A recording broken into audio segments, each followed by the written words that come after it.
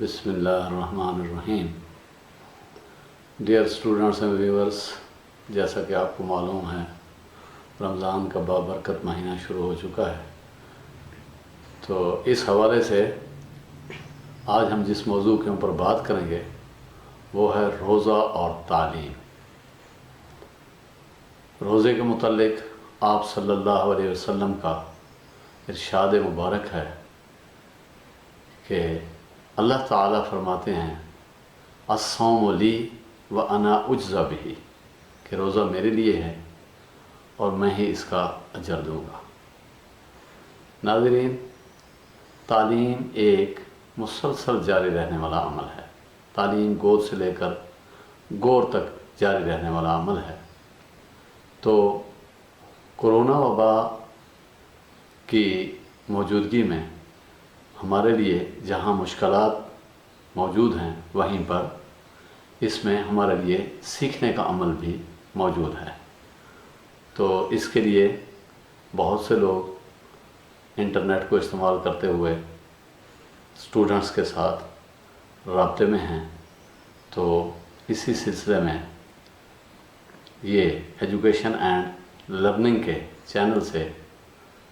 مختلف لیکچرز آپ کے لیے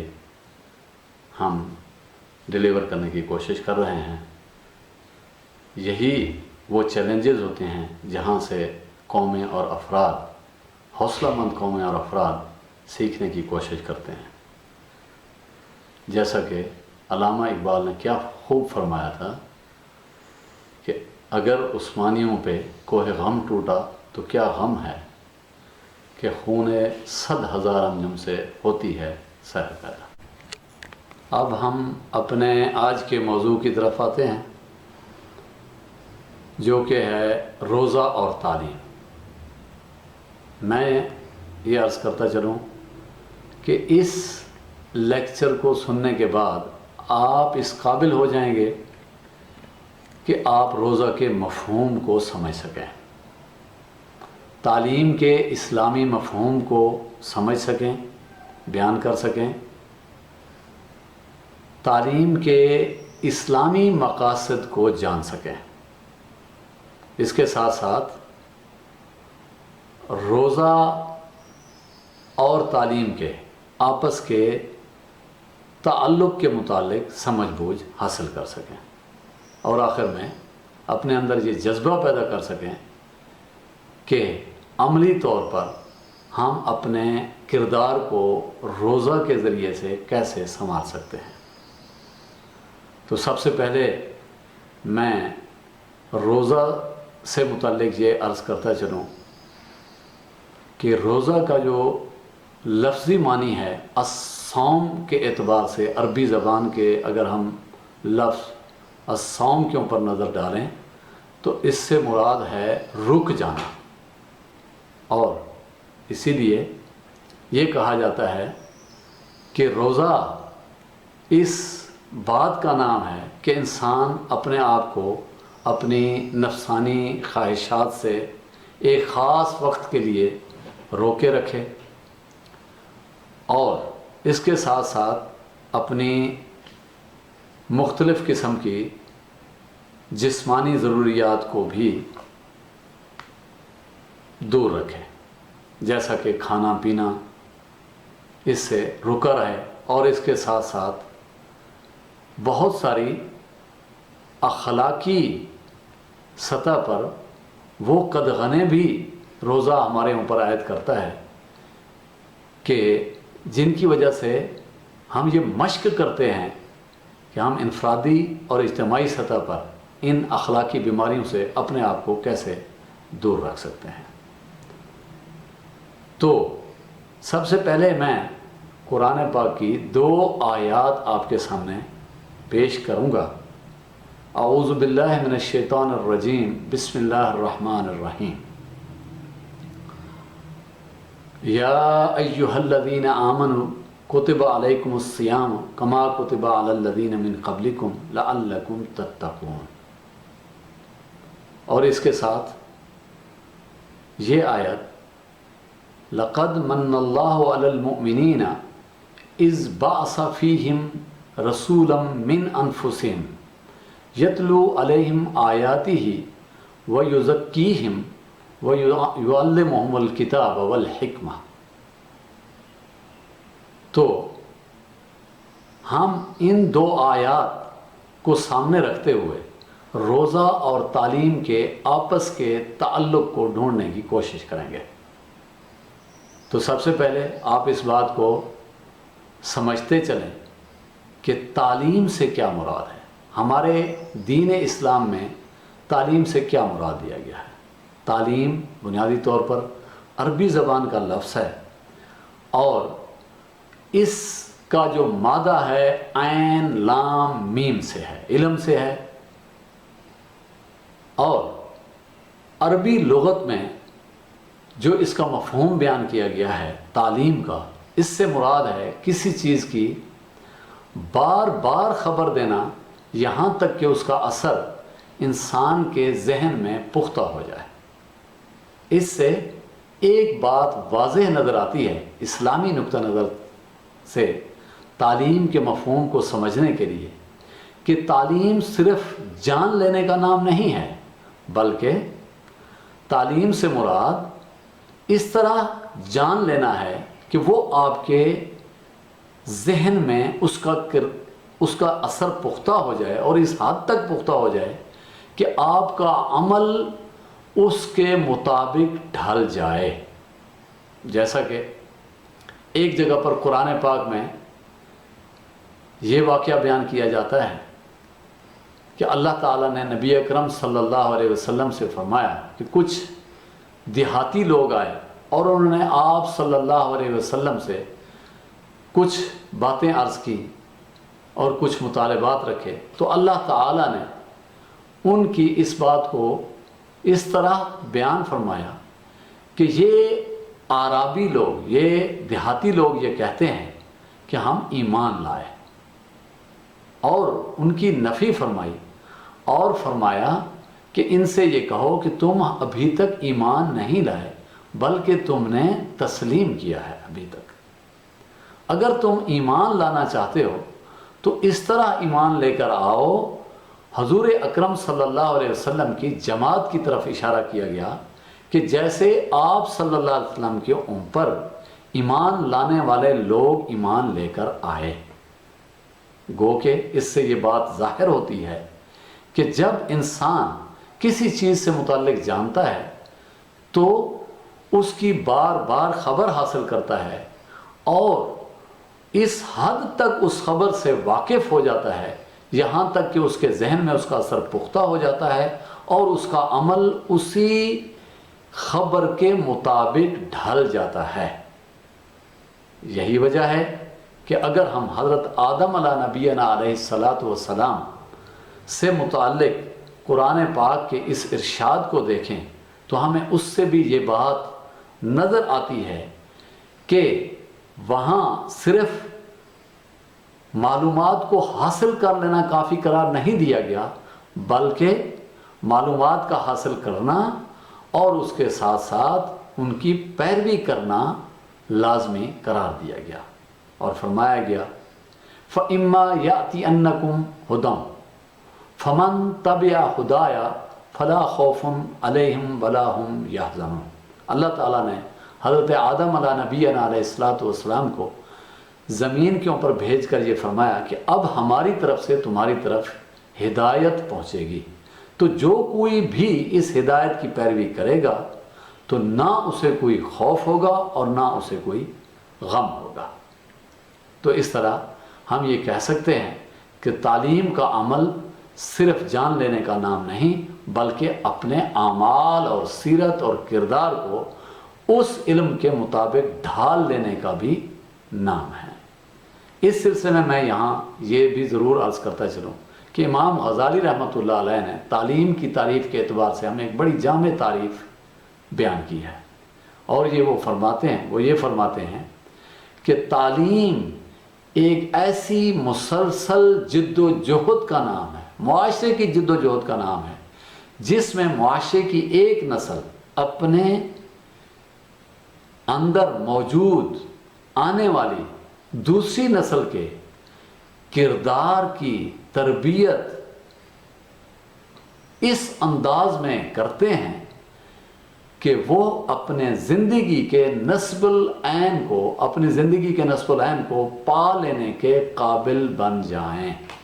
تو یہاں سے بھی ہمیں یہ بات پتہ چلتی ہے کہ جاننا، معلومات حاصل کرنا، اور اس کے ساتھ ساتھ جو مقاصد سامنے ہوں انسان کے، ان مقاصد کو پا لینا اور اپنے اعمال اور کردار کو اس کے مطابق ڈھال لینے کا نام ہی دراصل تعلیم ہے۔ اب ہم یہ دیکھتے ہیں کہ تعلیم کے اسلامی تصور میں وہ کون سے ایسے مقاصد ہیں جن کا حاصل کرنا سب سے زیادہ ضروری قرار دیا گیا ہے۔ تو اس سلسلے میں یہاں مختصر طور پر یہ بیان کرتا چلوں کہ یہ 4-5 مقاصد اسلامی مقاصد تعلیم کی روح کے طور پر آپ سمجھ سکتے ہیں۔ نمبر 1 پہ تصور الہی سے روشناس ہونا، یعنی اللہ تعالیٰ کی ذات کو پہچاننا۔ اللہ تعالیٰ کی ذات کو پہچاننا اس اعتبار سے کہ انسان اپنا اور اللہ تعالیٰ کی ذات کے تعلق کو سمجھ سکے، اللہ تعالیٰ کی ذات کا استحضار حاصل کر سکے۔ آپ اگر قرآن پاک کو اٹھا کر دیکھیں تو اس میں بھی اللہ تعالیٰ کی ذات اپنا تعارف مختلف انداز سے پیش کرتے ہیں۔ مثلا ایک جگہ یہ فرماتے ہوئے اللہ تعالیٰ کی ذات یہ فرماتی ہیں کہ هو الاول والآخر والظاہر والباطن وہو بکل شیء علیم، کہ وہی اول ہے، وہی آخر ہے، وہی ظاہر ہے اور وہی پوشیدہ ہے، اور وہ ہر ایک چیز کو جاننے والا ہے، ہر ایک چیز پر اس کا علم محیط ہے۔ اور اس کے ساتھ ساتھ اس بات کو بھی مد نظر رکھنا کہ اللہ تعالیٰ کی ذات کو پہچانتے ہوئے اپنی ذات سے متعلق بھی حقیقتوں سے متعلق آگہی حاصل کرنا، انسان کا اپنے متعلق جاننا کہ میں کیا ہوں، میرے زندگی کے مقاصد کیا ہیں، میں یہاں اس دنیا کے اندر کس لیے بھیجا گیا ہوں، اللہ تعالیٰ نے انسان کو کن صلاحیتوں سے نوازا ہے، وہ اس دنیا میں رہ کر کیا کچھ کر سکتا ہے، اور اس سے متعلق کیا ذمہ داریاں اللہ تعالیٰ کی طرف سے اس کو سونپی گئی ہیں۔ اس کے ساتھ ساتھ ایک اور اہم مقصد جو اس انسان کے ساتھ جوڑ دیا گیا ہے اور جو ہمارے ہاں اسلامی تصور تعلیم میں بڑی بنیادی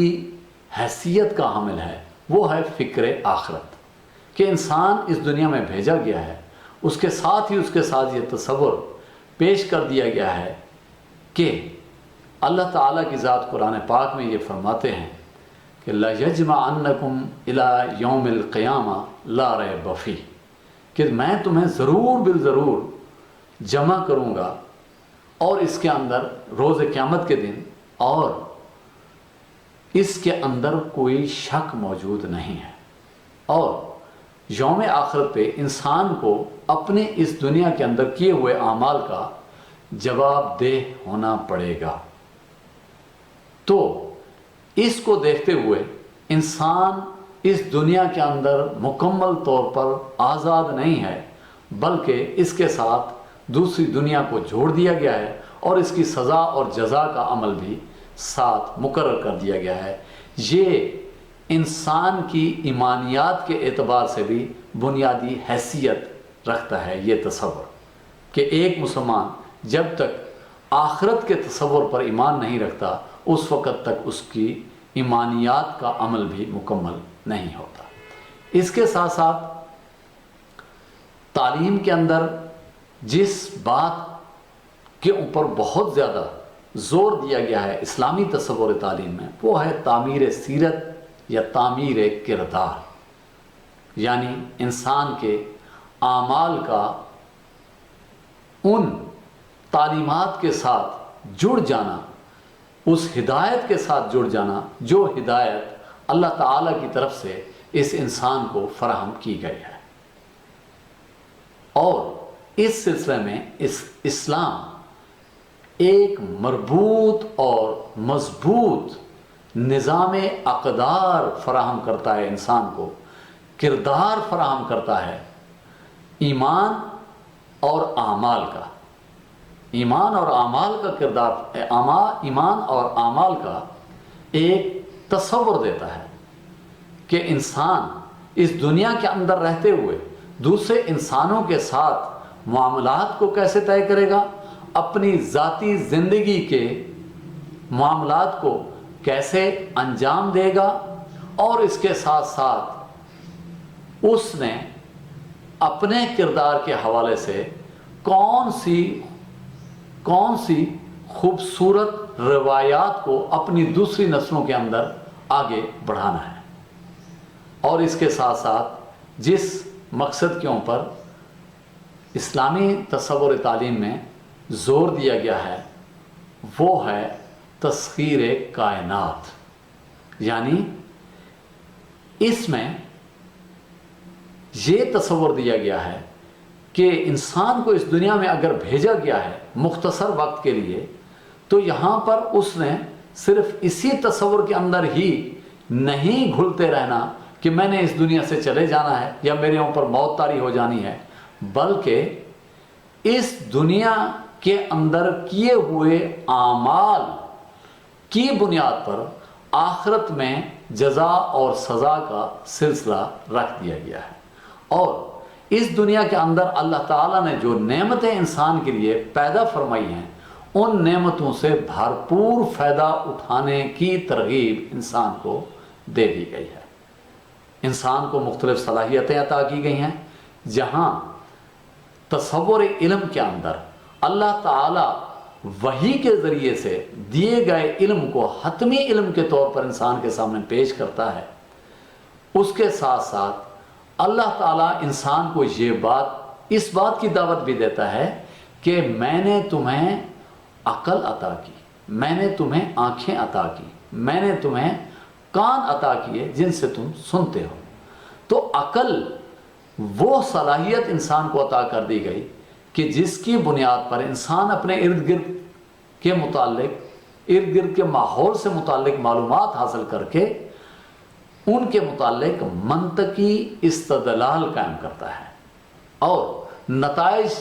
حاصل کرنے کی کوشش کرتا ہے، اور اسی عقل کے ساتھ ہی تمام تر سائنسی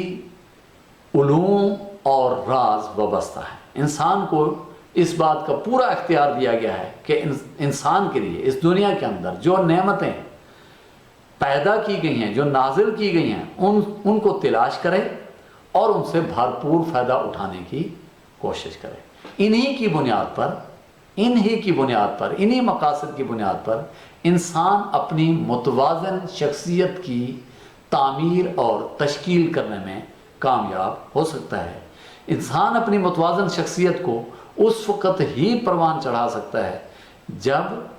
اس کے پاس علم بھی ہو اور اس کے پاس عمل بھی ہو اور اس کے پاس فکر بھی ہو اور اس کے پاس اس دنیا کے اندر بھرپور زندگی گزارنے کا حوصلہ اور جذبہ بھی موجود ہو۔ اب ہم نے یہ دیکھنا ہے کہ روزہ ہمارے لیے کس طرح مددگار ثابت ہوتا ہے ان مقاصد کو حاصل کرنے کے لیے۔ تو ہمیں یہ دیکھنا ہوگا کہ روزہ کی بنیاد پر ہم کن فوائد اور ثمرات سے مستفید ہوتے ہیں۔ روزہ ہمارے لیے ایثار اور قربانی کا جذبہ پیدا کرتا ہے۔ روزہ ہی وہ عمل ہے جس کی بنیاد پر ہمیں اس بات کا احساس پیدا ہوتا ہے کہ جو بھوک ہے، جو پیاس ہے اور جو انسان کی بنیادی ضروریات ہیں جنہیں بایولوجیکل نیڈز کا نام دیا گیا ہے وہ ہر انسان کی برابر ہوتی ہیں اور انسان کو اس دنیا کے اندر زندہ رہنے کا برابر کا حق دیا گیا ہے۔ اسی کے ساتھ ساتھ روزہ ہمیں یہ سبق دیتا ہے کہ صبر اور استقامت کے ساتھ اپنی منزل کو کیسے حاصل کیا جا سکتا ہے۔ روزہ ہی ہمیں یہ تعلیم دیتا ہے کہ ہم دوسروں کے کام کیسے آ سکتے ہیں اور انسانیت کی اعلیٰ اقدار کو کیسے اپنی زندگی کے خواص میں شامل کر کے اس دنیا کے اندر رہنے والے انسانوں کے لیے ایک مفید انسان کے طور پر سامنے آ سکتے ہیں۔ روزہ ہمیں یہ سبق دیتا ہے کہ ہم اپنی ضرورتوں کو پیچھے رکھ کر دوسروں کی ضرورتوں کا خیال رکھیں اور اظہار و قربانی کے جذبے کے تحت دوسروں کی مدد کے لیے کمر بستہ ہو جائیں۔ تو جناب، آج کے موضوع سے آپ نے یہ دیکھا کہ روزہ اور تعلیم آپس میں کس طرح کا گہرا تعلق رکھتے ہیں۔ تعلیم جہاں انسان کو فکری نوعیت کی سوچ فراہم کرتی ہے اور عمل کے لیے ابھارتی ہے، وہیں روزہ اس کے لیے عملی میدان فراہم کرتا ہے کہ وہ عملی مشق کر کے